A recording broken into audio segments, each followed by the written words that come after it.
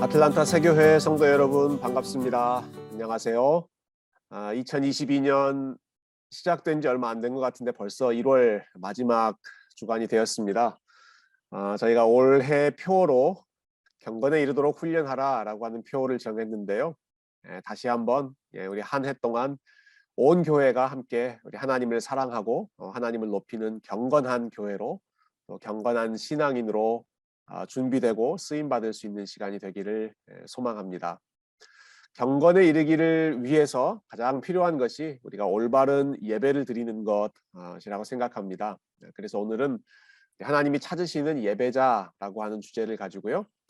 우리가 어떻게 올바른 예배, 하나님이 기뻐하시는 예배를 드릴 수 있을지, 그리고 우리가 왜 예배해야 되고 또 어떻게 예배해야 되는지 하는 부분을 잠깐 나눠보고 싶습니다.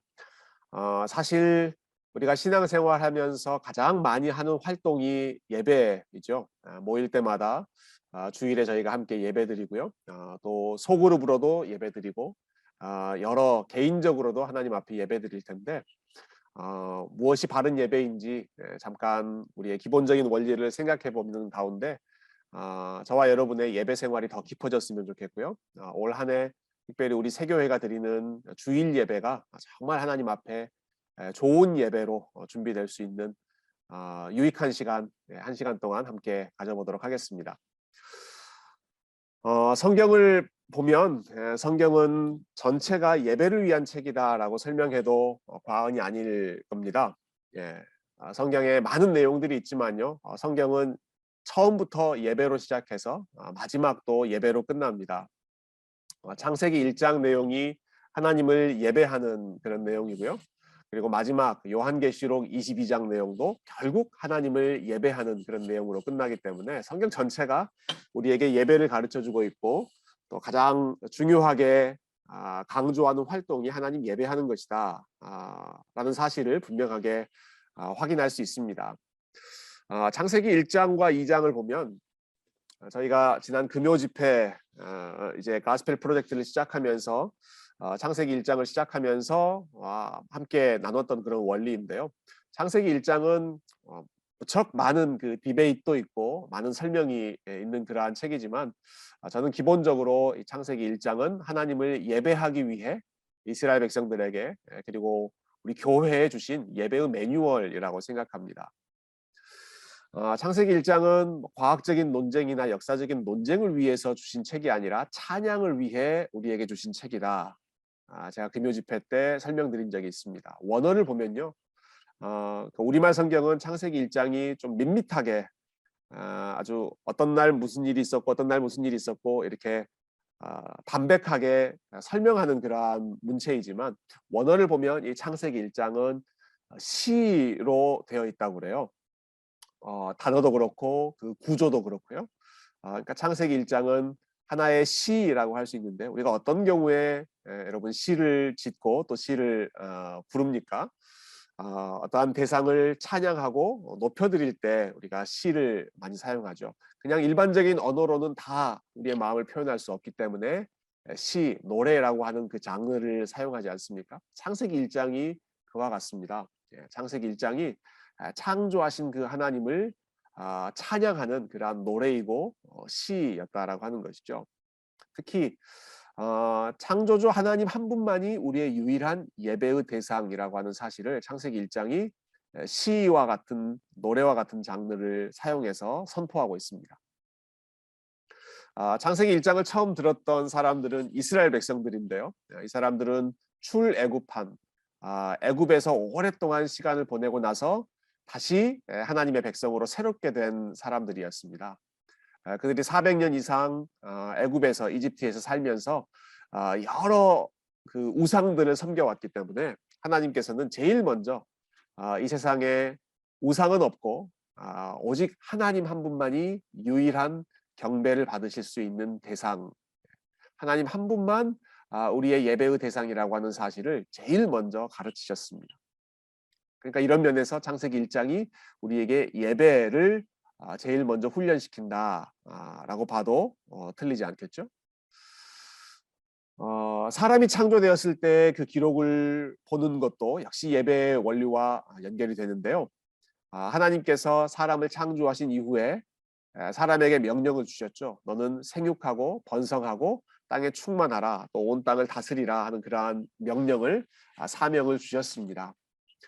그런데 창세기 1장과 2장의 사건들을 우리가 순서대로 생각해 보면, 아담이 또 하와가 처음 창조된 이후에 가장 먼저 했던 활동이 무엇이었을까?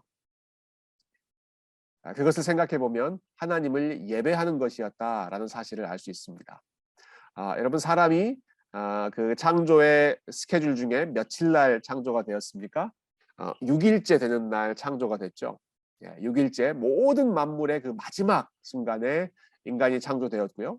그리고 6일 지난 후에는 7일째 되는 날 하나님께서 안식하시고 그 날을 안식일로, 하나님을 예배하는 안식일로 정해 주셨습니다. 그러니까 아담이 6일째 지음을 받고 그 다음 날 7일째가 안식일이었다라고 하는 말은, 아담이 창조된 후에 그 다음 날 제일 먼저 했던 활동이 밖에 나가서 일하는 것보다 먼저 하나님을 예배하고 하나님 안에서 안식하는 것이었다라고 하는 사실을 우리가 알 수 있죠. 창세기 1장에 보면 굉장히 흥미로운 구절들이 반복됩니다. 각 날이 끝났다라고 하는 것을 설명할 때요, 이런 식으로 표현하죠. 저녁이 되고 아침이 되니 이는 첫째 날이니라, 둘째 날이니라, 셋째 날이니라, 이런 식으로 표현하고 있습니다. 일반적으로 우리가 하루를 카운트하는 방식은 아침부터 시작해서 밤이 되면 그것을 하루라고 생각하죠. 그런데 창세기 1장은 이 순서가 반대로 되어 있습니다. 저녁이 되고 아침이 되니 하루가 끝났다. 저녁이 되고 아침이 되니 또 이틀이 끝났다. 저녁이 있는 삶이 많은 사람들이 기대하는, 소망하는 삶이죠. 그래서 많은 정치인들도 본인이 당선이 되면 저녁이 있는 삶을 보장하겠습니다, 그러한 선전을 많이 하는 것 제가 들어봤는데요. 저녁이 있다라고 하는 말은 쉼이 있다. 저녁은 일반적으로 쉼의 시간이기 때문에 하루 열심히 일한 다음에 저녁에 가족들과 함께 또 개인적으로 쉼의 시간을 누리는 것, 우리에게 큰 낙이지 않습니까? 즉 저녁이라고 하는 시간은 쉼의 시간인데, 저녁이 되고 아침이 되니 이 순서로 하나님께서 말씀하셨다라는 사실은요, 먼저 쉬고 그 다음에 일하는 것, 이것이 하나님이 원하시는 우리의 삶의 리듬이다라고 하는 것입니다. 먼저 쉬고 그 다음에 일하는 것, 이게 하나님께서 정해놓으신 패턴이었습니다. 쉼이 먼저 있었다라는 것이죠. 유진 피터슨 목사님께서 이 부분을 잘 설명해 주셨어요. 목사의 안식일이라고 하는 그 책에서 이런 설명을 하셨습니다. 히브리인들의 저녁부터 시작해서 아침으로 넘어가는 시간 개념은 우리를 은혜의 리듬에 맞춰준다. 우리는 잠자리에 들고 하나님은 자신의 일을 시작하신다. 우리가 잠잘 때 하나님은 자신의 언약을 전개하신다. 그러다가 우리가 잠에서 깨어나면 하나님의 창조 행위에 동참하라는 요청을 받는다. 우리는 믿음으로 일한다. 그러나 은혜가 언제나 선행한다. 저녁에 하나님은 우리의 도움 없이 자신의 창조의 하루를 시작하신다. 아침에 하나님은 우리에게 자신이 시작하신 일을 즐기며 나누고 전개하라고 명하신다. 여러분 잘 설명해 주었죠? 저녁으로부터 시작해서 아침으로 이어지는 그 의미를 은혜의 리듬이라고 설명했습니다. 즉 저녁에 우리가 잠자리에 들면 그 시간은 사실 우리가 아무것도 하지 않는 시간이죠. 우리가 아무것도 하지 않을 때 하나님이 그분의 일을 시작하시고 그분의 일을 계속 지속하고 계시고요. 그리고 우리가 잠에서 깨어나면 하나님이 시작하신 그 일에 함께 동참하라고 우리를 불러주십니다. 즉 저녁에 하나님은 우리의 도움 없이 주권적으로 일을 하시고, 아침에 우리가 그 하나님의 창조 사역에 동참하는 것이 우리의 삶의 패턴인데, 이것이 저녁부터 시작해서 아침으로 시작하는 그 시간의 의미라고 하는 사실입니다. 저녁에 시작해서, 즉 우리는 쉬고 하나님이 일하시고, 그것이 우리의 삶에 우선되어야 한다라고 하는 것이죠. 창조의 그 사이클이 저녁에서 시작해서 아침으로 이어졌다. 그리고 아담이 제일 먼저 했던 활동이 7일째 되는 날 안식하는 것으로 하나님 안에서 쉬고 그 다음에 모든 일로 나아갔다라고 하는 것은 우리가 하나님이 원하시는 삶은 우리가 먼저 쉬는 것, 쉬되 하나님 안에서 쉬고 그 다음에 우리의 삶의 현장으로 나아가는 것이 하나님이 원하시는 그리고 우리에게 가장 유익한 삶의 리듬이라고 하는 것입니다. 안식이라고 하는 말 성경에도 많이 나오고 우리도 자주 쓰는데요. 안식이라고 하는 한자어를 보면 평안할 안자에 숨 쉬다라고 하는 뜻의 식자라고 합니다. 즉 안식이라고 하는 말은 우리의 숨, 우리의 호흡이 평안해지는 것. 우리가 격렬한 활동을 하다가 쉬면 가빴던 우리의 숨이 평안하게 고르게 되지 않습니까? 그것이 안식의 기본적인 의미인데요. 우리의 호흡, 우리의 숨이 어떻게 평안해질 수 있는가? 성경은 우리에게 호흡을 주신 분, 그분께로 돌아가는 것이 안식의 최고 좋은 방법이라고 설명합니다. 많은 분들이 잘 아시는 창세기 2장 7절 말씀 보시면 여호와 하나님이 땅의 흙으로 사람을 지으시고 생기를 그 코에 불어넣으시니 사람이 생명이 되니라 라고 설명하고 있죠. 하나님께서 우리에게 생기, 하나님의 호흡, 하나님의 숨을 불어 넣어 주셨다라고 하는 사실입니다. 즉 우리의 숨의 근원, 우리의 호흡의 근원이 하나님께 있기 때문에 결국 우리가 진정한 안식을 원한다면 그 출처이신 소스이신 하나님께로 돌아가는 것, 그것이 가장 지혜로운 쉼의 방법이 되겠죠. 그래서 최초의 안식일 제정하는 창세기 2장 말씀을 보면요. 제가 한번 읽어보겠습니다. 하나님이 그가 하시던 일을 일곱째 날에 마치시니 그가 하시던 모든 일을 그치고 일곱째 날에 안식하시니라. 하나님이 그 일곱째 날을 복되게 하사 거룩하게 하셨으니. 이게 보면 제가 거룩하게라고 하는 단어를 빨간색으로 하이라이트 했습니다.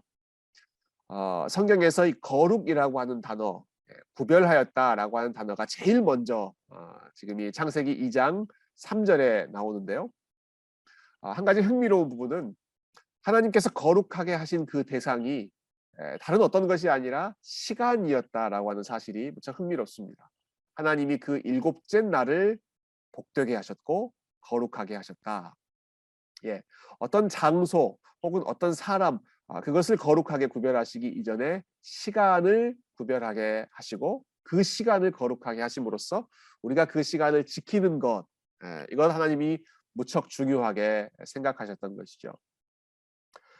역시 또 다른 아주 구약학자인데요. 아브라함 헤쉘이라고 하는 분께서 이 부분을 주목해서 잘 설명하셨습니다. 거룩이라는 단어가 처음 사용된 대상은 시간이었다. 시간, 일곱째 날을 거룩하게 하셨습니다. 이것은 우리에게 익숙한 종교적인 사고와는 너무나도 동떨어진 것이다. 신화적인 사고 방식으로는 성소가 세워질 거룩한 곳, 거룩한 산이나 거룩한 샘을 창조하셨을 것으로 예상할 것이다. 하지만 성경에서 거룩과 관련하여 가장 먼저 나타나는 것은 시간 속의 거룩, 곧 안식일이다. 일반적으로 거룩이라는 단어를 생각하면요, 사람들은 주로 어떠한 장소나 눈에 보이는 물체를 생각하기가 쉽습니다. 그래서 산에 어떤 특별한 공간을 만들어 놓고 이곳이 거룩한 장소다. 혹은 뭐 바다나 어떤 외딴 곳에 그와 비슷한 일들을 할 때가 많이 있죠. 그것이 가장 기본적인 그 인간의 종교적인 습성이라고 할까요?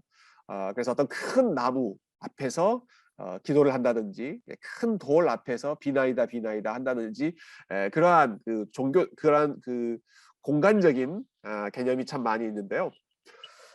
그런데 성경적인 거룩함은 하나님께서 제일 먼저 시간에 그것을 적용하셨다. 즉 우리가 어느 장소에 있든지 그 시간에 우리 하나님을 기억하고 하나님 앞에 나아갈 때 그것이 올바른 예배의 첫 출발점이다라고 하는 부분을 잘 보여주는 측면입니다. 예수님께서도 비슷한 말씀을 하셨어요. 요한복음 4장에 보면 예수님께서 사마리아 여인을 만나서 대화를 나누시는 장면이 나오죠. 이 사마리아 여인이 예수님을 만나고 예수님과 대화를 한 후에 이분이 정말로 메시아시구나라는 사실을 확신하게 되었습니다. 그리고 나서 예수님께 던졌던 질문이 예배에 관한 질문이었는데요. 특히 우리가 어디에서 예배를 드려야 올바른 예배를 드릴 수 있습니까? 라는 질문을 던졌죠.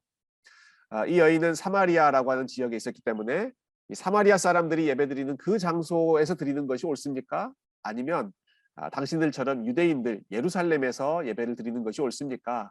이 두 가지 사이에서 무엇이 옳은지를 가르쳐 달라고 질문을 던지는 것입니다. 어떤 장소가 중요한가? 여기에 포커스가 있었죠. 그런데 예수님은 여기에 뭐라고 대답하십니까? 이 산, 즉 사마리아 지역에 있는 이 산에서 예배드리는 것도 본질적인 것이 아니고, 혹은 유대인들이 하는 것처럼 예루살렘 성전에서 예배를 드리는 것도 그것 자체가 거룩한 것, 핵심적인 것이 아니고, 그 뒤에 이어지는 내용이 아주 유명한 내용이죠. 아버지께 참되게 예배하는 자들은 영과 진리로 예배할 때가 오나니 곧 이때라. 아버지께서는 자기에게 이렇게 예배하는 자들을 찾으시느니라.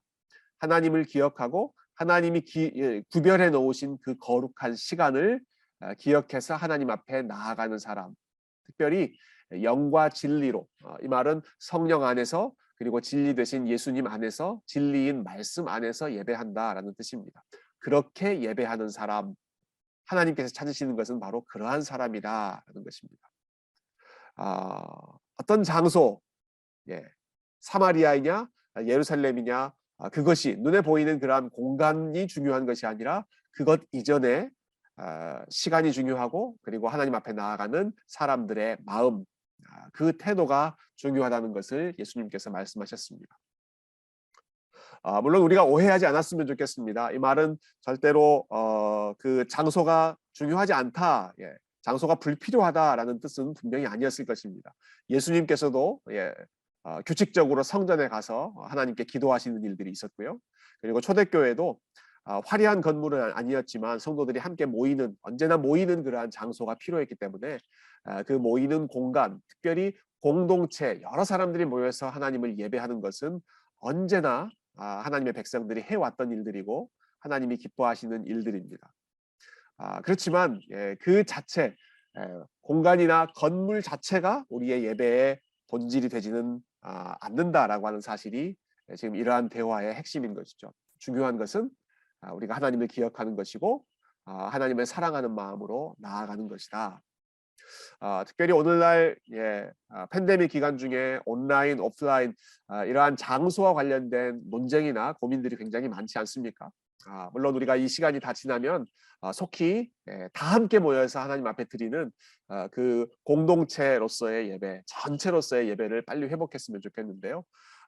그 시간이 오기 이전이라고 하더라도 우리가 어떤 장소, 어떠한 상황에서 예배하든지 간에 언제나 우리 기억해야 할 것은 하나님이 찾으시는 예배자로 준비되고, 여러분 혹시 피치 못한 사정에 있어서 지금 온라인으로 예배를 드리신다고 하더라도 그 자리에서 언제나 내가 하나님 앞에 서 있다는 그 임재의식을 분명하게 가지고 예배하는 저와 여러분이 되었으면 좋겠습니다. 자, 지금까지는 예배한다라고 하는 것이 결국은 안식한다, 쉬는 것이다 라고 하는 말씀 드렸는데요. 그러면 우리가 어떻게 쉬는 것이 좋은가? 저녁부터 시작해서 아침으로 가는 것이 하나님이 기뻐하시는 삶의 패턴이다. 또 우리의 호흡을 주신 분께 나아가는 것 중요한 일이다라는 쉼에 대한 내용들을 나눴습니다. 어떻게 쉬는 게 중요한지를 잠깐 생각해 보면 좋겠습니다. 제가 재미있는 사진 하나 보여드릴게요. 네, 사람들이 지금 다 한 자리에 앉아서 무언가를 하고 있는데요. 여러분 무슨 장면처럼 보이십니까? 특히 이 사람들 앞에 보니까 그 숫자가 적혀 있는 그 번호표들을 다 달고 있는데요. 뭔가 시합을 하는 것 같은 느낌이죠. 여러분 이 장면은요, 한국에서 정기적으로 있는 소위 멍때리기 대회라고 합니다. 멍때리기 대회. 좀 재밌지 않으세요? 포스트도 있더라고요. 2019년 한강 멍때리기 대회. 멍 때린다라는 말 어떤 뜻인지 여러분 잘 아시죠? 아무것도 하지 않고 아무 생각도 하지 않고 그냥 가만히 멍하니 있는, 그것을 멍때리기 대회라고 하는데요. 누가 멍때리기를 잘하나, 누가 가만히 있기를 잘하나, 이런 것을 테스트하고 대회까지 벌이고 있다고 그래요. 이걸 어떻게 측정하는가 제가 알아봤더니 이 대회를 시작하기 전에 이 자리에 앉기 전에 심박수를 체크하고요. 그리고 일정한 시간 동안 사람들이 이렇게 아무것도 하지 않고 자기 나름대로 평안한 시간을 보낸 다음에 그 정해진 시간이 끝나면 심박수를 다시 체크해서 어떤 사람의 심박수가 제일 차분해졌는가, 그런 방식으로 멍 때리기 대회 시상을 한다는 이야기를 들었습니다. 아주 재밌는, 아주 기발한 그런 이벤트다라는 생각을 하는데요. 한편으로는 사람들이 얼마나 정말 모든 것으로부터 자유롭게 쉬는 것만 하고 싶은가. 얼마나 사람들이 쉬지 못하면 이러한 대회를 개최하면서까지 누가 잘 쉬는지 한번 겨뤄보자 하는 이벤트를 만들었다는 사실이 참 재미있기도 하고, 또 우리가 살아가는 이 시대의 반면을 보여주는 아주 재미있는 현상이라고 생각합니다. 여러분들 잠깐 멍 때리는 것 한번 해보실래요? 이 색깔이 눈의 피로를 풀어주는 색깔이라고 하는데요.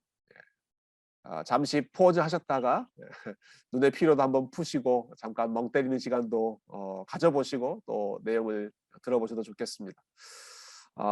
이 쉰다라고 하는 것, 그냥 멍 때리면 되는 건가? 그렇지 않습니다. 하나님 안에서 쉬는 것은 더 풍성한 의미가 있습니다. 단순히 아무것도 하지 않고 그냥 멍 때리는 것이 아니라 아주 깊은 의미가 있는데요. 제가 이 부분에 대해서 도움을 많이 받았던 책이 마르바던이라고 하는 우리 여성 신학자가 쓰신 안식이라고 하는 책입니다. 제가 제일 좋아하는 구절 중에 하나인데요. 우리가 안식일을 지키는 게 아니라 안식일이 우리를 지킵니다. 이 책에서 매우 유명한 구절인데요. 이 저자가 안식이라고 하는 주제, 특별히 우리가 예배 드릴 때 우리가 쉰다라는 것은 어떤 의미인가 하는 부분을 아주 잘 설명해 주어서 몇 부분 여러분들과 좀 나누고 싶습니다. 창세기 2장 2절 말씀 다시 한번 읽어볼게요. 하나님이 그가 하시던 일을 일곱째 날에 마치시니 그가 하신 모든 일을 그치고 일곱째 날에 안식하시니라. 여기 보면 안식하셨다라는 말 바로 앞에 그쳤다라고 하는 말이 나오죠. 그래서 이 단어의 모티브를 받고 저자는 세 가지 측면에서의 그침, 그치는 것, 멈추는 것, 이것이 안식일에 우리가 하는 예배의 핵심이다 라고 시작합니다. 그 세 가지가 무엇인가? 먼저는요, 생산성과 성취의 기초에서 가치를 판단하는 일을 그친다. 우리가 하나님 앞에서 예배할 때 이것을 먼저 멈추는 것입니다. 생산성과 성취의 기초에서 가치를 판단하는 일. 여러분, 오늘날의 시대가 얼마나 생산성과 효율성, 이것을 많이 강조합니까? 한 사람이 얼마나 많은 일을 할 수 있는가, 또 한 사람이 얼마나 효율적으로 일을 잘 하는가, 거기에 따라서 그 사람의 가치가 평가되는 것이 이 시대 세상의 기본적인 모습이죠. 그래서 한 사람의 생산성을 극대화하기 위해서 여러 가지 방법들이 사용되고 있는데요. 아마 하루를 커피로 시작하시는 분들이 많으실 겁니다. 커피는 뭐 디캡으로 드시는 분들도 있지만 카페인 때문에 우리가 커피를 마실 때가 많이 있죠.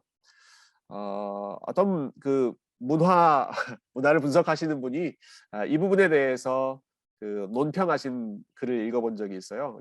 이 시대가 커피와 함께 시작되고 또 밤중에도 커피를 많이 마셔야 된다는 것은 참 안타까운 현상이다라고 이야기를 하시더라고요. 왜냐하면 커피에서 나오는 카페인이라고 하는 물질이 결국 우리가 느끼는 그 피로에 대해서 피로감을 무감각하게 만들어주는 물질이잖아요. 그러니까 사람이 피곤하면 쉬어야 되는데 그 피곤함을 느끼지 못하게 하면서까지 쉬지 않고 계속 일할 수 있도록 각성시키는 것이 뭐 커피든 여러 가지 그 약물들이기 때문에 이러한 것이 많이 사용되고 있다는 것은 그만큼 사람들이 그 일에 찌들려 있고, 그리고 사람의 모든 가치가 얼마나 일을 잘하느냐, 얼마나 일을 많이 하느냐, 얼마나 효율적으로 생산성 있게 살고 있느냐, 거기에 기초해서 그 사람의 가치를 판단하고 있다는 것을 단면적으로 보여주고 있는 것이죠. 성공적인 하루를 보냈다고 평가하는 기준도 역시 이러한 부분이고요.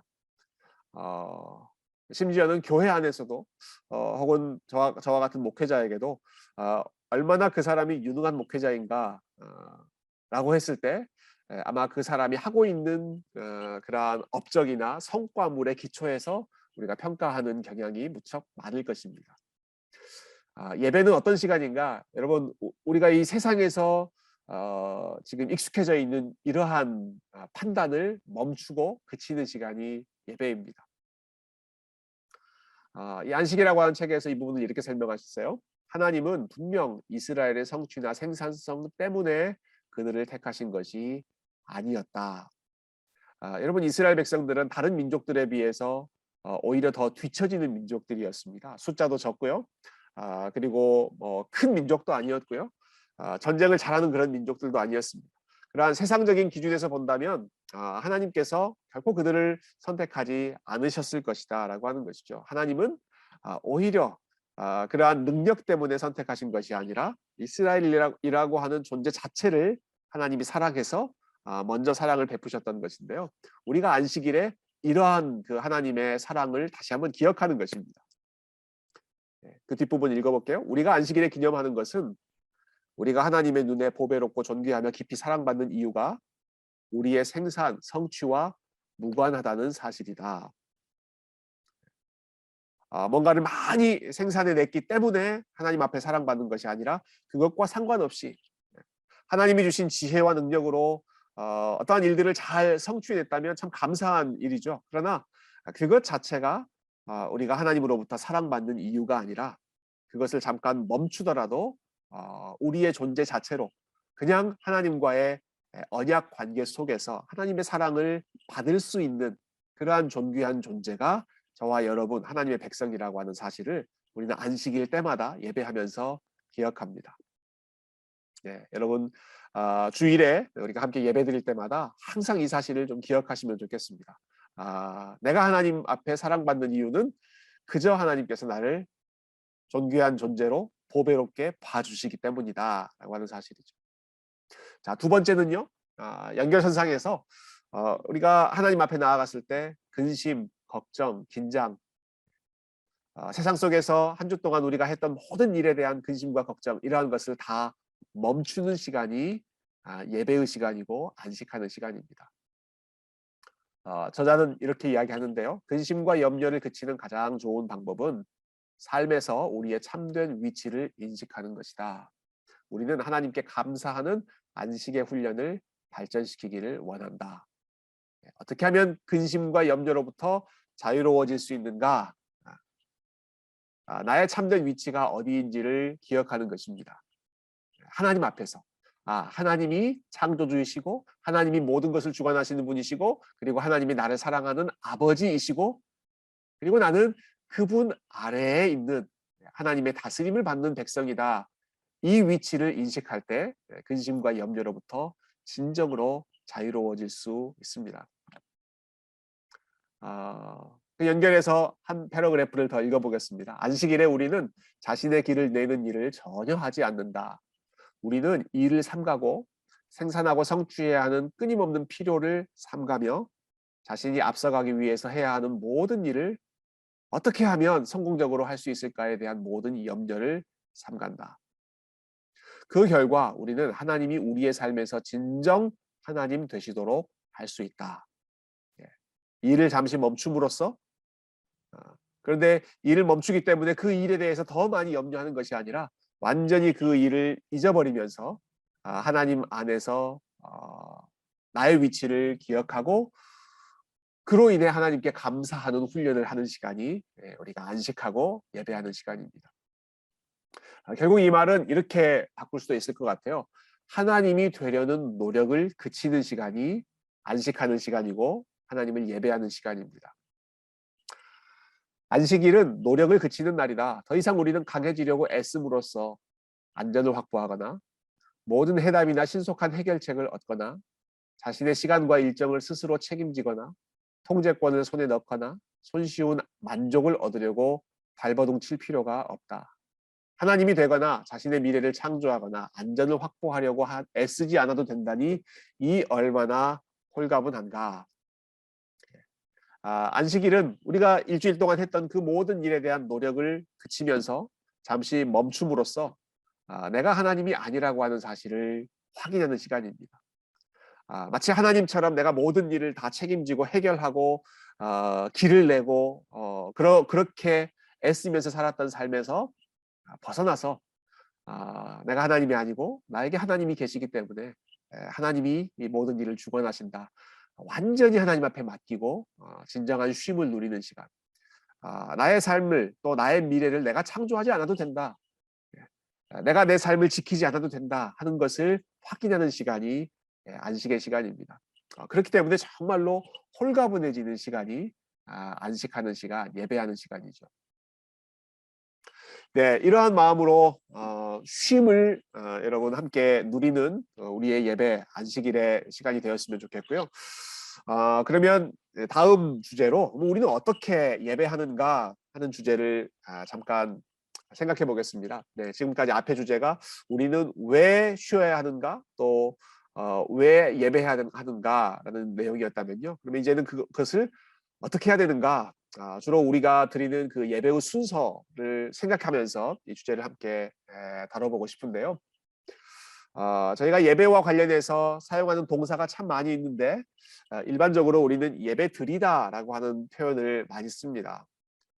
예배 드린다라고 하는 단어는 아주 유익한 단어입니다. 이 단어를 사용함으로써 우리는 예배라고 하는 이 활동이 나 자신을 위한 시간이 아니라 기본적으로는 하나님을 위해 드리는 시간이다라는 사실을 확인할 수 있죠. 네, 그 예배 시간의 궁극적인 목적이 나의 만족이 아니라 하나님의 만족, 하나님의 기쁨, 하나님이 주인공이라고 하는 사실을 잘 표현해주는 단어가 예배를 드린다. 우리가 하나님으로부터 뭔가를 받는 것이 우선이 아니라 드리는 것이 우선이다라는 것을 보여주는 것이죠. 그래서 어떤 목사님이 하셨던 말씀이 기억나요. 우리가 보통 예배를 드리고 나면 예배 시간이 끝나고 사람들하고 그 쉐어링을 할 때가 있지 않습니까? 그러면서 사람들 사이에서 오늘 예배 어땠어? 혹은 오늘 찬양이 어땠어? 오늘 말씀이 어땠어? 그러니까 우리가 어떻게 느꼈는지에 대해서 서로 나누는 것이 일반적인데요. 목사님께서 지적하셨던 것은 무척 통찰력 있는 질문이었습니다. 정말 중요한 것은 너는 예배가 어땠어? 나는 예배가 이랬어. 우리의 느낌을 나누는 것이 아니라 그보다 더 중요한 것은 더 좋은 질문은 하나님이 오늘 예배를 어떻게 받으셨을까? 오늘 예배가 하나님께는 어떤 느낌이었을까? 하나님은 오늘 예배를 어떻게 생각하실까? 이 질문을 던지는 것이 우리가 예배를 어떻게 느꼈는가 하는 것보다 훨씬 더 중요한 질문이라고 하는 것이죠. 그 차이를 여러분 잘 파악하셨겠죠? 그런 면에서 본다면 예배를 드린다라고 하는 것이 아주 좋은 예배의 궁극적인 목적은 하나님 앞에 드리는 것이다. 심지어 그 예배 시간이 나에게 어떠한 감정적인 만족이나 위로나 이런 것들이 전혀 주어지지 않는다고 할지라도 하나님 앞에 예배를 드리는 것 자체만으로 예배는 충분히 의미가 있고 그 목적을 잘 달성했다고 볼 수 있습니다. 그런데 예배는 단순히 하나님 앞에 드리는 것만이 아니라 우리가 하나님 앞에 예배를 드릴 때에는 언제나 하나님으로부터 받는 것이 있습니다. 그리고 사실 이 예배의 원리를 더 깊이 우리가 들여다보면요. 예배는 우리가 드리기 이전에 하나님께서 우리에게 주시는, 즉 하나님께서 우리에게 주시는 것과 우리가 하나님 앞에 드리는 것이 서로 교차되고 있는, 서로 교환되는 그러한 시간이 예배입니다. 이것을 신학자들이 대화의 원리, conversation, dialogue의 원리라고 표현했는데요. 이 말의 의도는 예배가 단순히 일방적으로 어느 한쪽에서 다른 한쪽으로만 계속 지속되는 그러한 시간이 아니라 이 예배를 통해서 하나님과 우리 사이에 대화가 주고받는 대화가 이루어진다라는 것이죠. 하나님께서 먼저 우리에게 말씀하시고요. 또 하나님의 말씀에 대해서 우리가 하나님 앞에 반응을 드리고요. 또 그 다음에 하나님께서 우리에게 말씀하시고요. 또 우리가 하나님 앞에 리스판드 하고요. 그리고 하나님께서 우리에게 또 말씀을 하시고 이러한 순서가 주기적으로 오고 가면서 하나님과 우리 사이에 진정한 교제, 펠로우십이 이루어지는 시간이 우리가 함께 예배드리는 시간입니다. 이러한 일들이 어떻게 이루어지는지 예배 순서를 통해서 한번 확인해 볼까요? 지금 보시는 이 주보는 지난 주일에 저희 교회 그 예배 순서였습니다. 참 많은 순서가 있는데요. 여러분 예배 순서를 우리가 생각하면서 그 안에 담겨 있는 의미를 기억하면서 예배드리면 우리가 예배드릴 때 무척 풍성한 예배를 드릴 수 있습니다. 그냥 습관적으로 이 시간은 뭐 나오지 혹은 이 시간들이 지났으니까 이제 예배 끝날 때까지 얼마 남았다 이렇게 카운트 시간을 재는 것이 아니라 여러분 각 순서에 담겨 있는 그 예배의 의미를 아주 fully 충분하게 여러분이 누리셨으면 좋겠는데요. 여러분 우리 예배는 제일 먼저 시작하는 시간이 예배의 부름이라고 하는 순서입니다. 영어로는 call to worship이라고 되어 있죠. call to worship. 예배로 부른다라는 뜻인데요. 중요한 것은 누가 누구를 그리고 어디로 부르는가 하는 것입니다. 물론 이 시간은 사회를 보시는 목사님께서 우리 이제 예배를 시작하겠습니다라고 초청하는 그런 시간이죠. 그래서 주님의 이름으로 환영도 하고 평강을 전하고 또 하나님의 말씀으로 여러분을 초청하는데요. 비록 사람이 그 시간에 예배를 시작하긴 하지만 이 시간은 그 사회자를 통하여 사용하여서 하나님께서 예배에 나온 모든 성도들을 부르시는 시간입니다. 너희는 다 내 앞으로 올라오라, 내 앞으로 나아오라 라고 인바이트 하시는, 불러주시는 시간이 이 예배의 부름 시간입니다.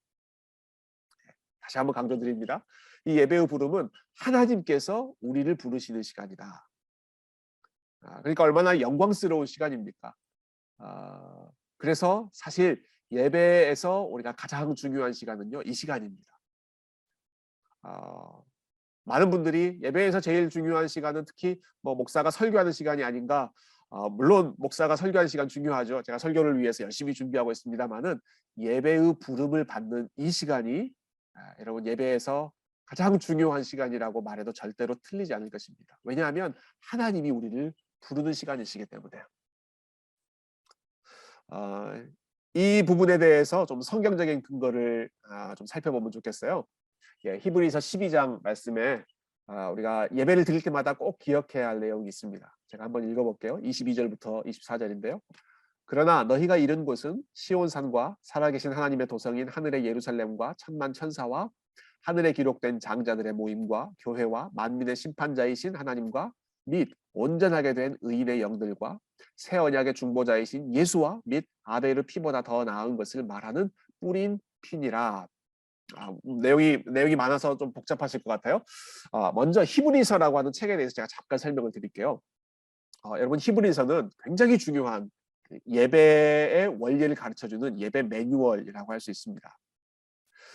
이 히브리서는요, 신약 성경이긴 하지만 특별히 구약의 배경을 가지고 있는 유대인들에게 주로 그 설교했던 내용이 이 히브리서입니다. 왜 유대인들에게 이 히브리서를 썼는가, 그 배경을 좀 기억하면 좋겠어요. 여러분 유대인들은 그 예배 의식이 무척 정교하고 아주 엄숙하고 또 여러 가지 예배 의식들이 있어서 굉장히 장엄한 그런 예배를 드렸습니다. 예배를 드릴 때 제사장이 아주 화려한 옷을 입고요. 그리고 잘 준비된 제물을 또 하나님 앞에 바치고요. 또 성전이라고 하는 아주 금빛 찬란한 그러한 공간에서 예배를 드렸죠. 그것이 유대인들이 구약에 드렸던 예배의 방식이었습니다. 그런데 예수님께서 십자가에 달려 죽으시고 부활하신 후에 예수님이 완전한 성전이 되셨기 때문에 더 이상 이제 성전에서 드리는 혹은 짐승을 잡아서 드리는 제사가 없어졌죠. 그래서 한 초대교회 신학자는요, 신약교회 성도들의 예배를 세 가지가 없는 예배, 삼무 예배라고 표현한 적이 있습니다. 제일 먼저 성전이 없었고요. 예루살렘 성전이 없었고, 그 다음에는 제사장이 없었고, 아론과 같은 제사장이 없었고, 마지막 세 번째는 제물이 없는 예배. 그게 초대교회의 예배였다는 것이죠. 구약 시대 사람들이 했던 것처럼 성전에서 예배를 드리지도 않고 제사장이 인도하는 예배를 드리지도 않고 제물을 바치는 그런 예배를 드리지도 않았습니다. 그러나 그러한 것이 없어졌다는 것이 아니라 사실은 의미가 새롭게 바뀌었죠. 아, 완전한 성전 대신 예수님, 그리고 완전한 제사장 대신 예수님, 그리고 완전한 제물 되셨던 예수님, 예, 그분 안에서 예배를 드리는 것이 이제 새로워진 신약 시대의 예배였고요. 그리고 한 걸음 더 나아가서는 그 예수님 안에서 저와 여러분이 성전이 되고, 그리고 예수님 따라서 저와 여러분이 또한 제사장이 되고, 또 저와 여러분이 우리의 몸을 거룩한 산 제물로 드리는, 우리 자신이 제물로 하나님 앞에 드려지는 그러한 예배를 드리는 것이 이제 신약 시대의 예배였습니다. 그러니까 그 세 가지가 없어진 산무 예배가 아니라 엄밀히 말하면 우리 모두가 성전이 되고 제사장이 되고 그리고 제물이 된 새로운 그러한 형태의 예배라고 할 수 있는데요. 그런데 이러한 방식의 예배를 드릴 때 그 이전의 모습, 이전에 성전에서 드리던 예배에 익숙했던 사람들의 마음에는 좀 아쉬운 마음, 허전한 마음이 있었습니다. 왜냐하면 눈에 보이는 그 성전에서의 예배, 제사장이 인도하는 그러한 예배는 무척 장엄하고 그러한 인간의 눈에 훨씬 더 영광스러운 것처럼 보였기 때문에 그러한 모습에 대한, 그러한 과거에 대한 향수, 그리움이 사람들 가운데 있었던 것이죠. 그래서 어떤 사람들은 과거의 그 유대교로 그 예수님을 예배하는 것이 아니라 과거의 성전의 예배, 그러한 방식으로 되돌아가는 그러한 사람들도 있었습니다. 그 사람들에게 올바른 예배를 가르쳐주는 책이 히브리서였는데요. 우리가 방금 읽었던 그 히브리서 12장 22절에 보면 제가 빨간색으로 하이라이트 해놓은 표현입니다. 그러나 너희가 이룬 곳은 이라고 표현하고 있죠. 지금 사람들이 함께 모여서 예배를 드리는, 예배를 시작하는 그 순간을 상정하고 있는 것입니다. 여러분들이 예배를 위해서 도착한 바로 그곳은 이라고 하는 뜻이겠죠. 그곳은 어떤 곳이냐? 물리적으로 보면 초대교회 성도들은 어떤 큰 건물에서 드리는 것이 아니라 가정에서, 각 사람들의 가정에서 모여 드렸고 어떤 눈에 보이는 제사장도 없이 모든 성도들이 함께 예배를 드리는 그러한 시간이었습니다. 그럼에도 불구하고 이 히브리서 기자는, 그리고 성령께서는 이 말씀을 통해서 여러분들이 이룬 곳, 여러분들이 도착한 곳, 여러분들이 예배를 위해서 함께 모여 있는 바로 그곳은 어떤 곳인가? 그곳은 시온산이고 살아계신 하나님의 도성인 하늘의 예루살렘이고 천만 천사, 그리고 지금까지 모든 성도들 함께 모여 있는 곳이고, 무엇보다 진정한 대제사장 되시는 예수님께서 우리의 예배를 주관해 주시는, 인도해 주시는 천상의 보좌, 우리의 믿음의 관점에서, 영적인 관점에서 천상의 보좌에 우리가 지금 함께 도착한 것입니다. 이것을 지금 말하고 있는 것입니다. 네, 자, 좀 길게 설명드렸는데요. 여러분 잘 이해하셨죠? 우리가 도착한 곳, 예배를 위해서 모여 있는 그곳은, 그곳의 환경이 어떻든 간에, 그 장소가 어떤 곳이든 간에, 그곳이 10명이 모여 있는 곳이건 아니면 10,000명이 모여 있는 곳이건 간에, 그곳이 아주 작은 예배당이건 아니면 화려한 예배당이건 간에 그 눈에 보이는 그 환경보다 더 중요한 것은, 우리가 서 있는 그곳은, 우리가 예배를 위해 모여 있는 바로 그곳은 하나님이 계시는 곳이고 하늘의 예루살렘이고 천군 천사들과 함께, 그리고 온 역사상 모든 성도들과 함께 예배를 드리는 천상의 보좌라고 하는 사실이죠. 바로 그 장소로, 그 현장으로 하나님께서 저와 여러분을 부르시는, 여러분 그것이 예배의 첫 시작, 예배의 부름입니다. 단순히 우리가 서 있다 앉아 있다 하는 그러한 의식을 진행하는 시간이 아니라 우리가 하나님 앞에 나아갑니다. 하나님께서 불러주신 그 장소로 우리가 지금 나아갑니다. 그것을 표현하는 곳이, 표현하는 시간이 우리가 서서 예배의 부름을 받는 그 시간이죠. 예배는 천상의 보좌로 나아가는 것이다. 여러분 예배의 첫 시작을 하실 때마다 내가 지금 하나님 앞에 나아간다. 하나님의 영광스러운 보좌 앞에, 예수 그리스도 안에서 지금 하나님의 면전에, 하나님의 얼굴 바로 앞으로 내가 나아간다.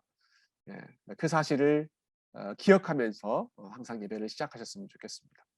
자, 그러니까 하나님께서 먼저 우리를 불러주시는 것이죠. 예, 하나님의 말씀이 먼저 우리 가운데 임하는 것입니다.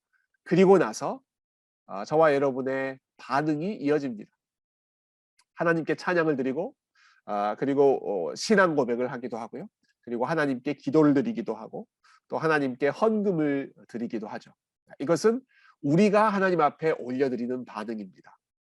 그리고 그렇게 하는 이유는 하나님께서 우리를 먼저 불러주셨기 때문에 하나님께서 우리에게 먼저 말씀으로 다가와 주셨기 때문에 우리가 그 하나님께 우리의 반응을 드리는 것입니다. 여기에서 꼭 기억할 원리가 있는데요. 여러분, 예배는 믿음을 가지고 있는 성도들이 누리는 축제입니다. 다시 한번 반복할게요. 예배는 믿음을 가지고 있는 사람들이 즐기고 누리는 복된 축제라는 사실입니다. 물론 예배에는 모든 사람들이 참여할 수 있습니다. 모든 사람들이 들어올 수 있습니다. 믿음이 있는 사람도 들어올 수 있고 한번 믿어볼까? 믿음에 대해서 관심을 가지고 있는 사람도 들어올 수 있고 아직 믿음이 없는 그러나 억지로 끌려 나온 사람도 그 예배의 자리에 앉아 있을 수는 있죠. 그러나 그 예배를 온전히 누릴 수 있는 사람은 믿음을 가진 하나님과의 언약적인 관계가 있는 사람, 그 사람이 이 예배를 온전히 누릴 수가 있습니다. 그들을 위한 시간이 예배의 시간이죠. 한때 미국 교회도 그렇고요, 또 한국 교회도 그렇고요. 소위 말하는 그 영어로는 seeker service라고 불렀고요. 또 한국말로 번역했을 때에는 구도자 중심의 예배라고 하는 그러한 형식의 예배가 많이 만들어졌습니다. 이러한 예배를 이제 만들었던 기획했던 의도는 무척 좋습니다. 그러니까 불신자들이 훨씬 더 편하게 다가올 수 있는 그런 예배를 만들자라는 것이 의도였습니다. 아무래도 교회에 처음 나오시는 분들은 교회에서 예배 드리는 그 순서나 여러 어떠한 것 이런 것들이 좀 익숙하지 않기 때문에 그러니까 믿지 않는 사람들도 전혀 부담감 없이 참여할 수 있는 그러한 눈높이를 낮춘 예배를 만들자 하는 것이 이제 소위 말하는 구도자 중심 예배의 취지였는데요. 이 취지는 뭐 너무너무 칭찬할 만하죠. 믿지 않는 사람들에게 다가가고자 하는 그러한 그 소위 말하는 성육신적인 자세, 너무 귀한 마음인데요. 그러나 조금 우리가 그 본질적인 부분을 생각해 본다면 이것을 우리가 전도 집회라고 부를 수는 있지만 예배라고 부르기에는 조금 부족합니다. 왜냐하면 예배는 하나님을 아는 사람들, 하나님을 누리는 사람들이 하나님 앞에서 기뻐하는 시간이기 때문에 그렇습니다.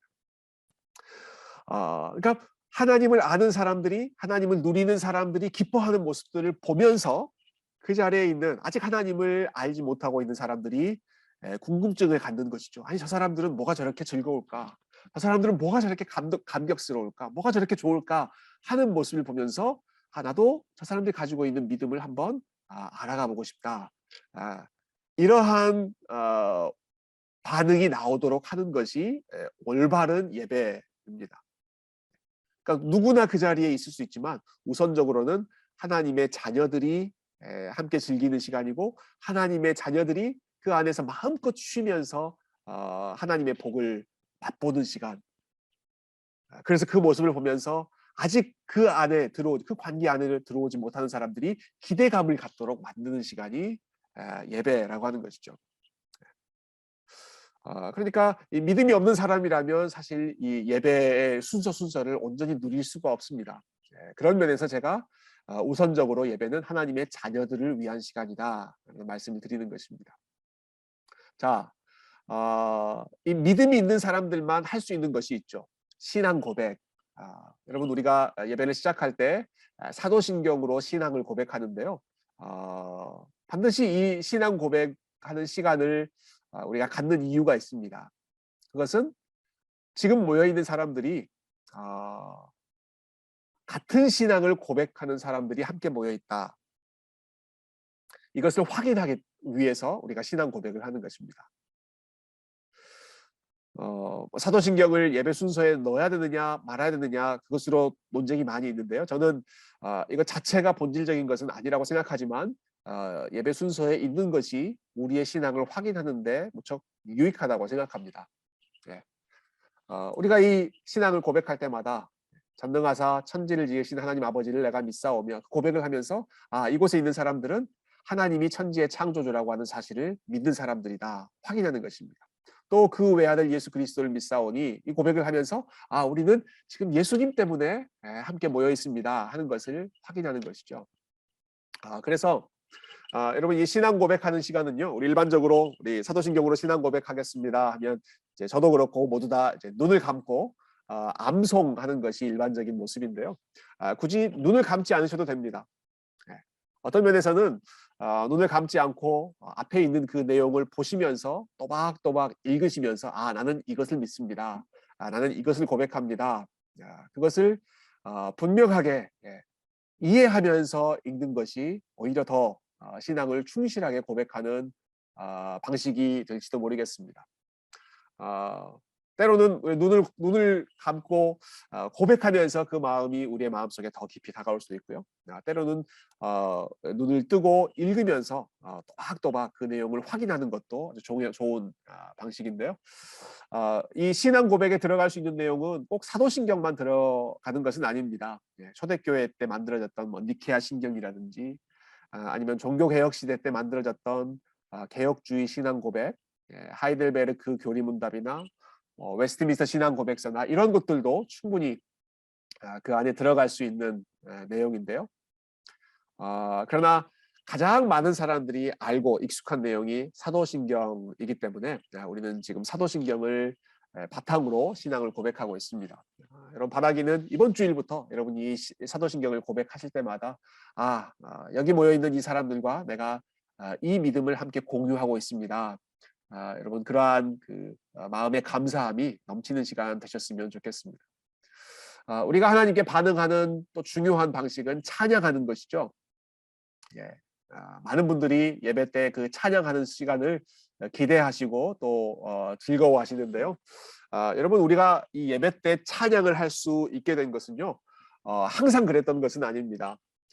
중세시대 거의 한 1000년 가까운 시간은요, 예배에 참여했던 사람들이 대부분 찬양을 하지 못하고 소위 몇 사람 전문적으로 찬양을 하는 사람들, 전문적으로 조직된 성가대만 찬양을 하고 심지어는 일반 사람들이 알지 못하는 언어로 라틴어로 찬양을 해서 그래서 그 찬양을 들으면 무척 신비한 느낌은 들지만 도대체 무슨 말을 고백하는 것인지 어떤 뜻인지를 알지 못하면서 그 시간을 보냈던 것이 거의 대부분이었습니다. 중세 1000년 동안 그런 일들이 있었죠. 이 모습을 안타까워했던 종교개혁가들은 종교개혁가들이 제일 먼저 개혁하고자 했던 것이 이 예배였는데요. 무엇보다 이 예배에서 어떤 사람도 소외되지 않도록 하는 것이 그들의 중요한 관심사였고요. 그리고 그러기 위해서 각 사람이 알 수 있는 찬송을 부르도록 하는 것, 예배 찬송이 대중화되는 것이 종교개혁의 아주 중요한 유산이었습니다. 그래서 우리가 잘 아는 마르틴 루터 같은 분은 특별히 음악적인 그 탤런트가 있으셔서 본인이 직접 작사도 하고 작곡도 하고 찬송을 만들어서 많은 독일 찬송가를 만들기도 했고요.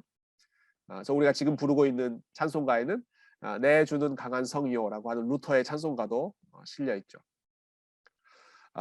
장로교회의 신학적인 조상이라고 할 수 있는 요한 칼빈 목사님도 이분은 뭐 루터만큼 그렇게 음악성이 탁월한 분은 아니셨지만 그러나 찬양의 중요성만큼은 똑같이 알고 계셨던 분이셨습니다. 그래서 칼빈 목사님도 제네바에서 목회하실 때 제일 먼저 만들었던 것이 제네바 시편 찬송가를 만드셨습니다. 어린아이들을 위한 교리문답도 만들었지만 온 성도들이 함께 부를 수 있는 찬송가를 직접 제작해서 본인들이 사용하는 그 언어로 특별히 프랑스어로 만들어서 함께 고백했던 것이 이 제네바 시편 찬송가인데요.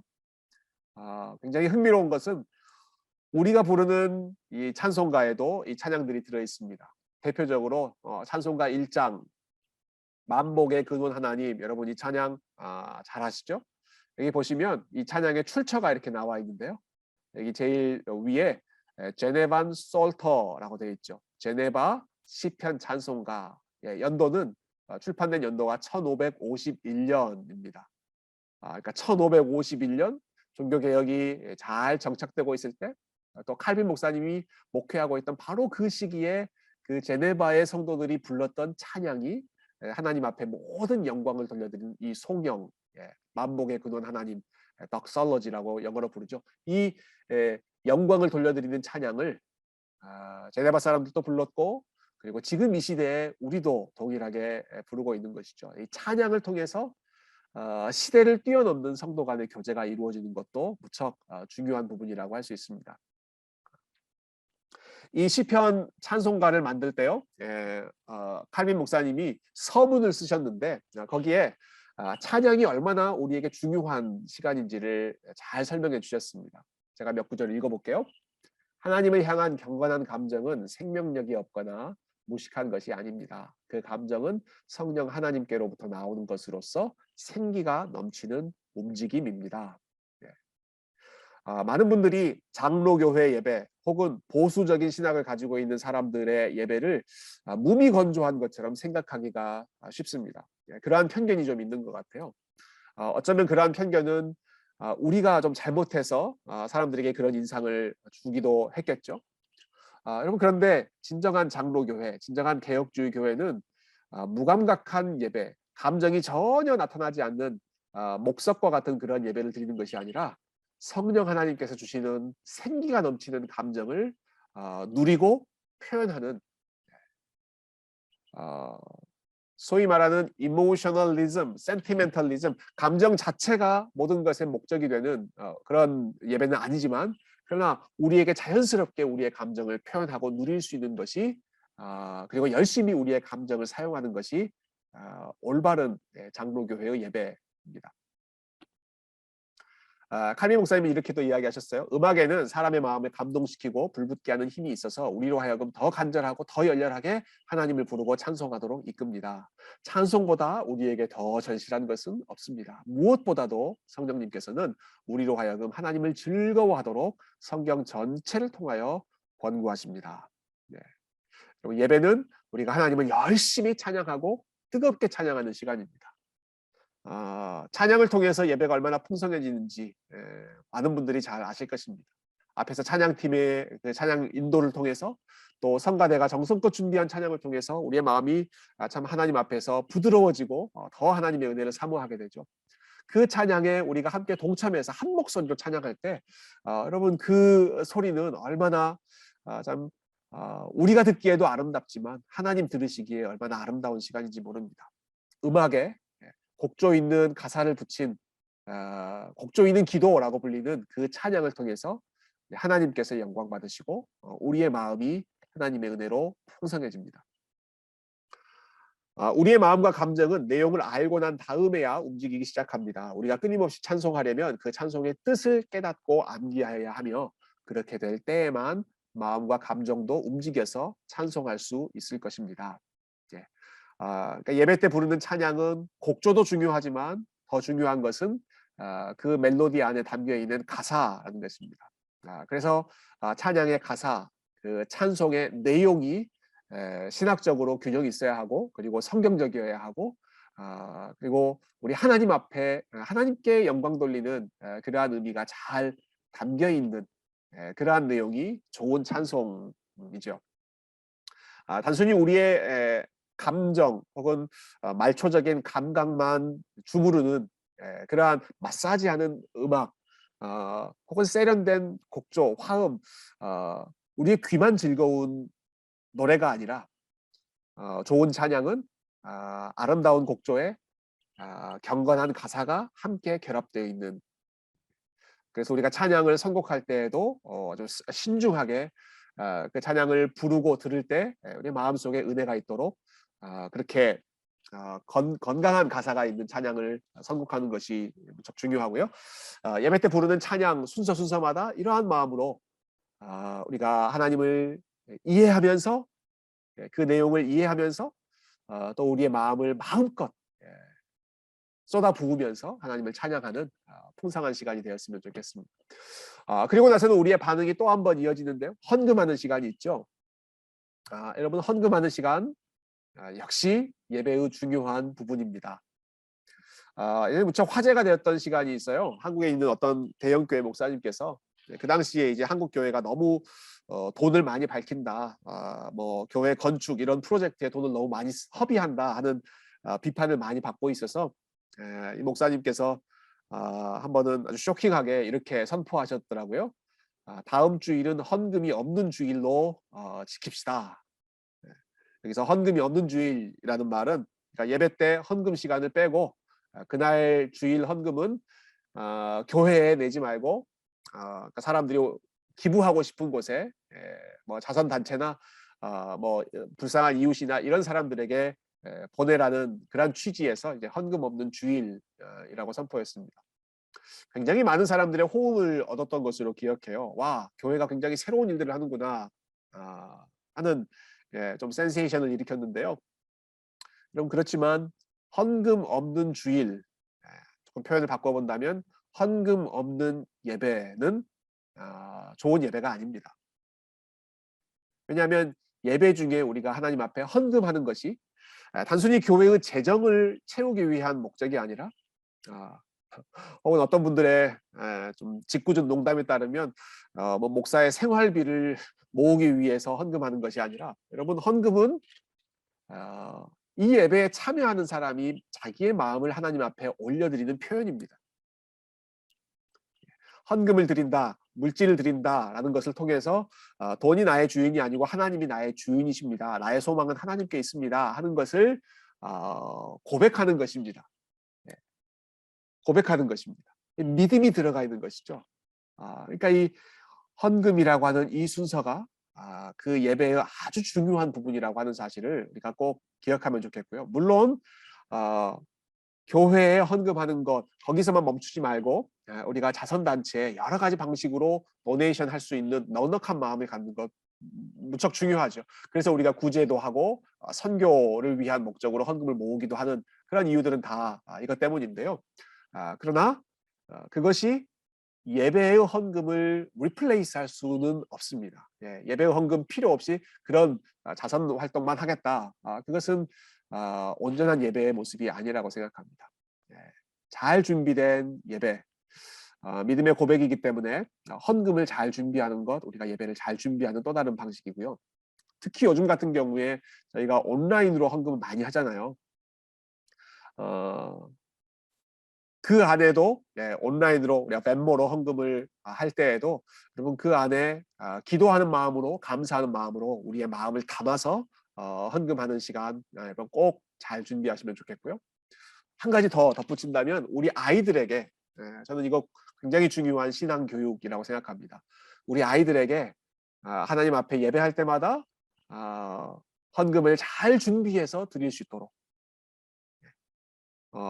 아이들이 스스로 헌금을 준비하지 않기 때문에 여러분 이것은 전적으로 부모의 책임이라고 생각합니다. 이 부분을 가르치는 것은 부모의 책임입니다. 액수가 얼마가 됐든지 간에 하나님 앞에 감사하는 마음을 우리 아이들이 훈련할 수 있도록 표현할 수 있도록 여러분들께서 좀 잘 지도해 주시고 그러려면 사실 번거롭죠. 아이들 헌금 봉투까지 다 따로따로 준비해서 넣어줘야 되거든요. 그러기 위해서 미리 캐시도 은행에서 뽑아와야 하고 그런 준비된 부분이 필요한데요. 그것을 통해서 차근차근 이 믿음을 훈련하는 것이 특별히 이 시대에 더 많이 요청된다고 생각합니다. 그래서 이 헌금하는 것 우리의 반응으로 아주 중요한 시간이다 말씀드렸습니다. 자, 여기까지 내용 잠깐 정리해보죠. 예배의 시작은 하나님께서 우리를 부르시는 즉 하나님의 말씀으로부터 예배가 시작되고요.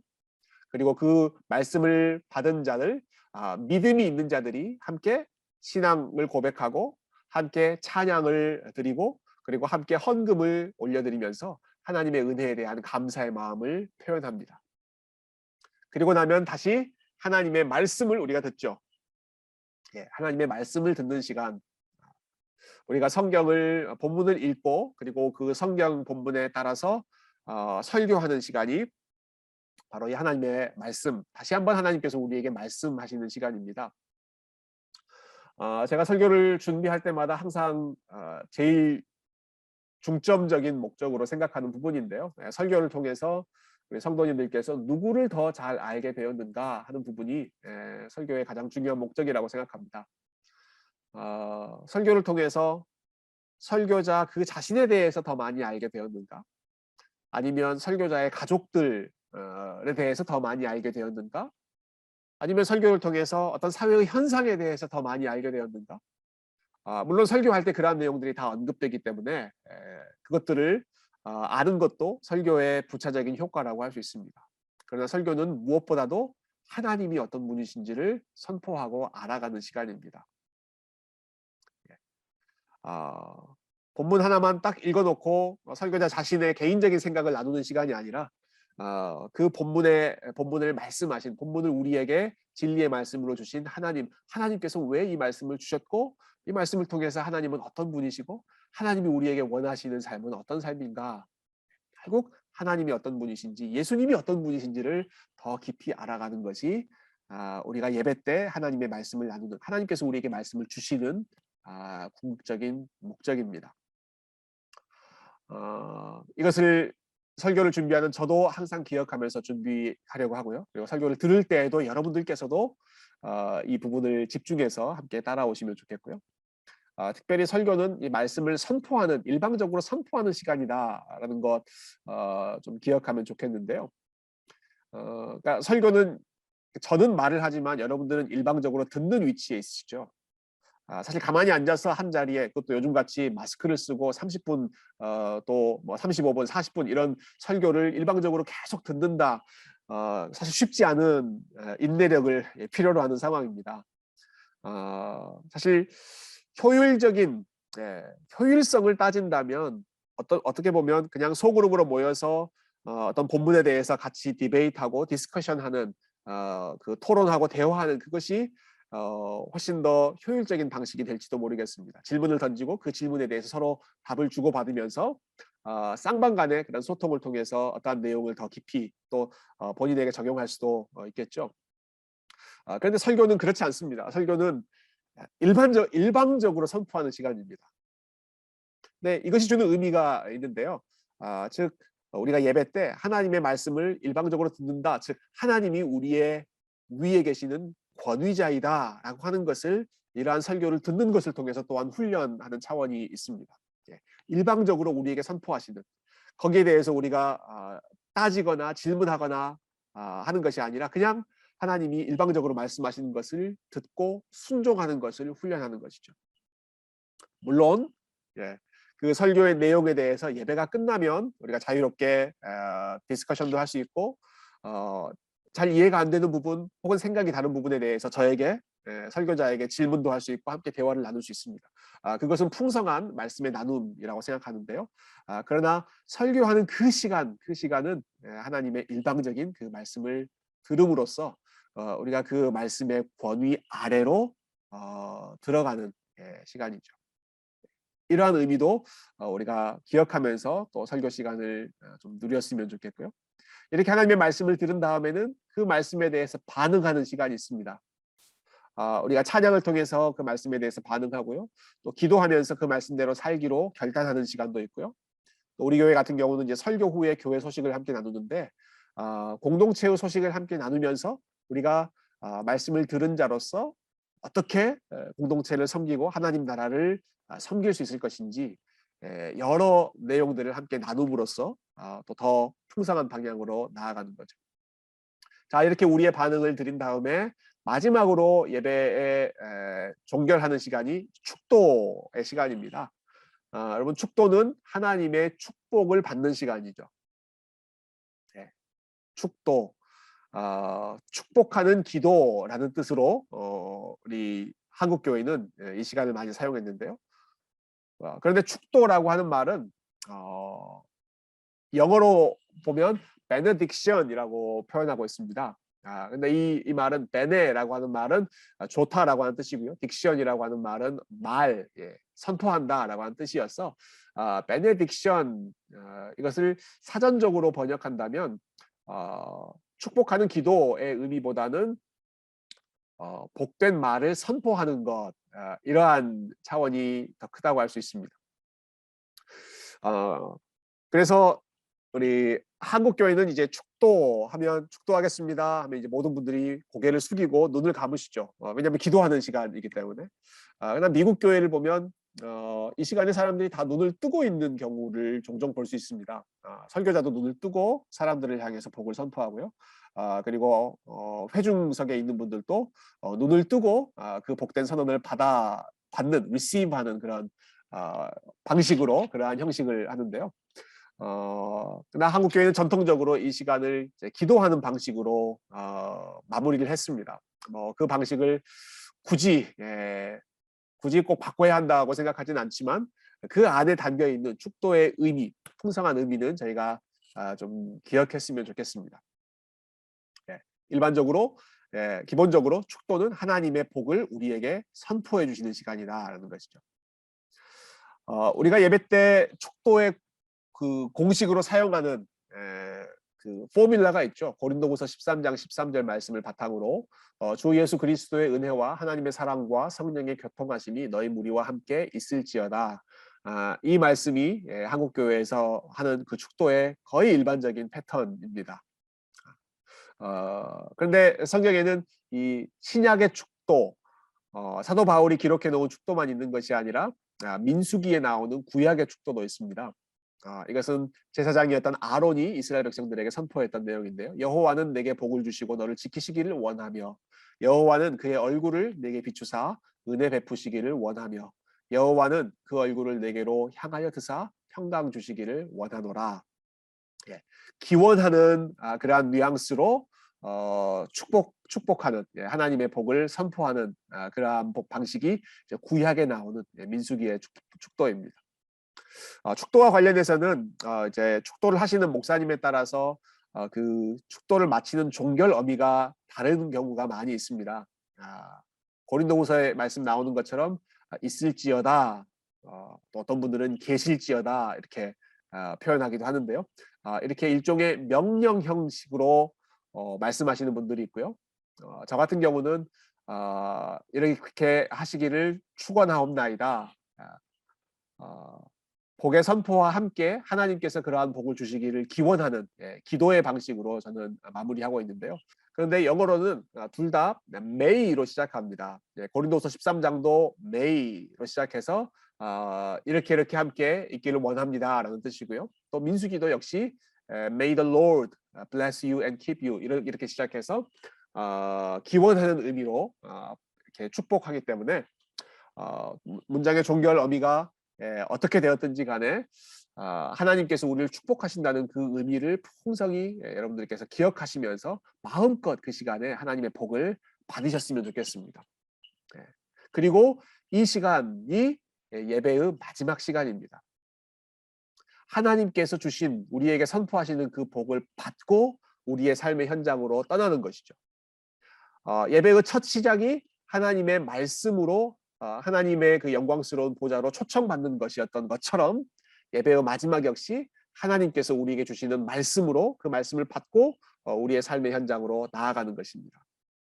처음부터 마지막까지 하나님의 말씀으로 시작해서 하나님의 말씀으로 끝나는 것이 우리 교회가 드리는 예배의 의미이고 순서에 담겨 있는 그 신학적인 그 의미라고 할 수 있습니다.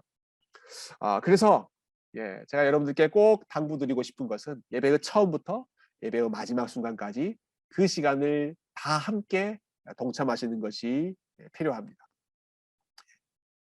어떤 분들이 이제 바쁘다고 해서 예배의 핵심은 결국 목사 설교 아니냐, 그래서 설교 시간에 잠깐 오셨다가 설교 끝나고 급하게 나가시는 분들이 계신데요. 그것은 온전한 예배 아닙니다. 예배의 첫 시작부터 예배의 부름부터 받으시고 그리고 하나님께서 여러분에게 축복하시는 그 축복의 선언까지 받고 떠나는 것이 그것이 온전한 예배의 전체 순서에 동참하는 것이죠.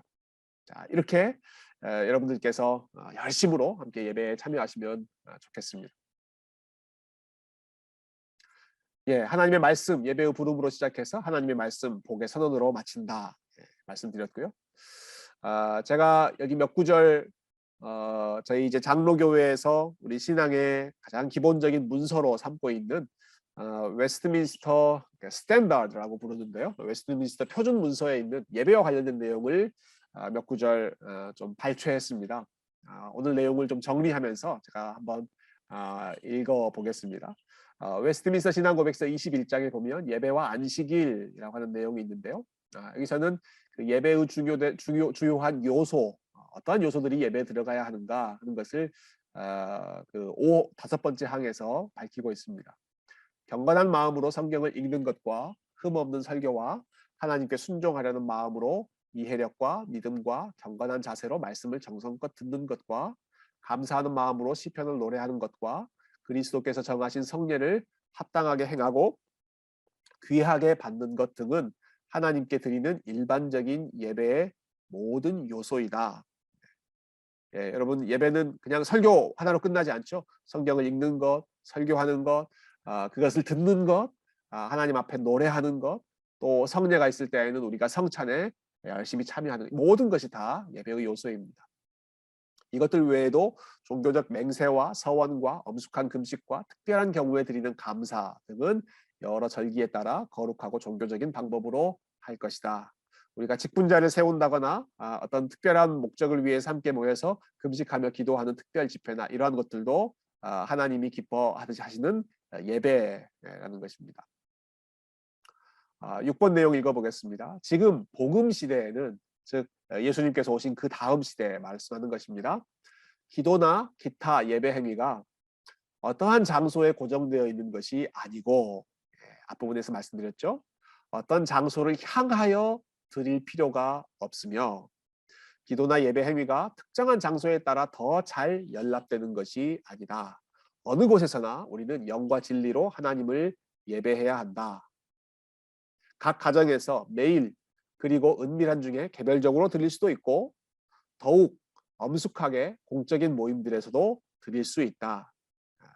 앞에서 말씀드린 것처럼 하나님께서 거룩하게 정하신 것은 어떠한 특정한 장소가 아니라 시간이기 때문에 그리고 사람들이기 때문에 그것을 기억하면서 어떠한 특정한 장소만이 아니라 우리가 있는 모든 곳에서 하나님을 예배할 수 있다라는 기본적인 원리를 말씀하고 있습니다.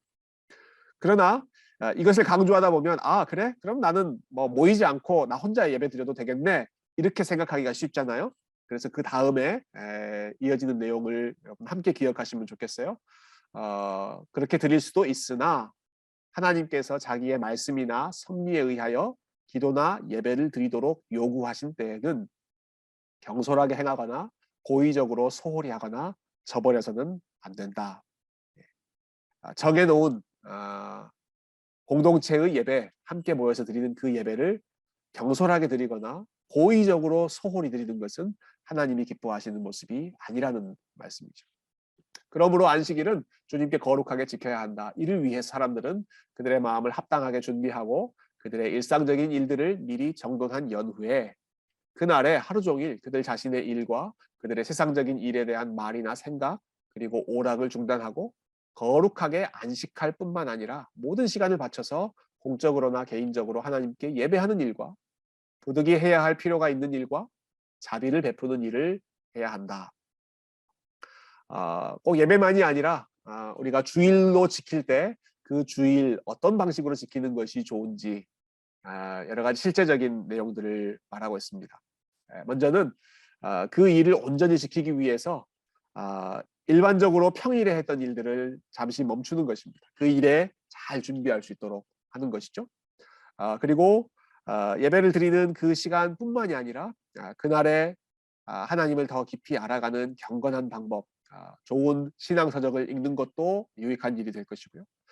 그리고 성도들과 함께 모여서 믿음의 대화, 함께 기도하는 일들도 아주 유익한 경건 훈련이 될 것이고요. 자녀들과 함께 그 가정에서 특별히 주일에 들었던 말씀을 함께 나누는 시간 가지고 함께 기도하는 시간 갖는 것 너무너무 필요한 일이고요. 또 평소에 만나지 못했던 여러 가지 상황 연약함을 가지고 있는 분들을 이 주일에 함께 만나서 그분들과 교제하고 위로하고 또 선을 베푸는 것 역시 우리가 주의를 거룩하게 지킬 수 있는 실천적인 방식입니다. 마지막으로 한 문서만 더 보여드리고 싶은데요. 예.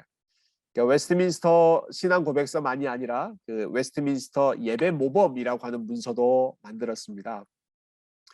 이 문서를 만든 그 총회가 웨스트민스터 총회라고 불리는데요. 제가 학위 논문을 쓸 때 이 총회와 관련된 내용을 써서 개인적으로는 관심이 참 많이 있는 부분입니다. 근데 제가 참 은혜를 받았던 부분은요. 이 총회의 신학자들 그리고 목회자들이 모였을 때 제일 먼저 만들었던 문서가 신앙 고백서나 교리 문답이 아니라 예배 모범이라고 하는 문서를 만들었습니다. 즉 그 당시에 교회가 바로 세워지기 위해서 제일 시급한 문제가 무엇인가? 올바른 예배의 그 디렉션을 만드는 것이다라고 생각했던 것이죠. 그래서 예배 모범을 만들고 예배는 어떻게 준비하고 설교는 어떻게 준비해야 하고 또 예배 중에 기도는 어떻게 해야 하고 하는 부분들을 아주 세밀하게 준비했는데요. 그 중에 우리 모든 분들에게 적용될 수 있는 부분이 아마 이 내용일 것 같아요. 회중의 집합과 공중 예배의 태도라고 하는 부분인데요. 조금 아주 코믹한 부분도 있는데 제가 한번 읽어보겠습니다. 회중이 공중 예배를 위하여 집합할 때에는 미리 마음을 예비하고 다 나와서 함께 참여해야 한다. 게으름이나 다른 사사로운 모임을 구실로 공예배에 결석해서는 안 된다.